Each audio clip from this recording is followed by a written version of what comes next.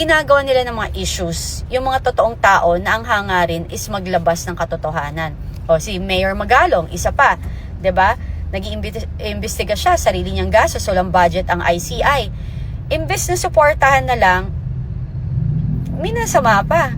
So kung sincere sila dun sa kanilang investigasyon, sa lahat ng sinasabi ni BBM na gusto niyang investigation, it seems like those people who are divulging or naglalabas ng mga katiwalian, hindi nila gusto. Alam niyo bakit?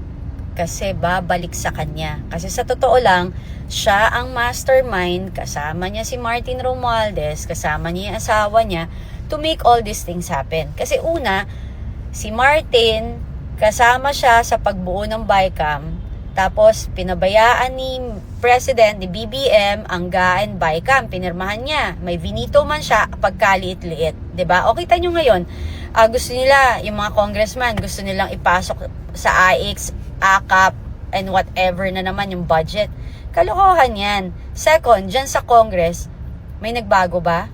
Hindi nga pinalitan yung mga chair committee, 'di ba? So sila rin yan. Niloloko lang tayo ng gobyernong ito. So tama na to. Hindi na to maganda. Kasi binubola lang tayo. Hindi totoo yung mga hearing na yan. Kasi it's all fake.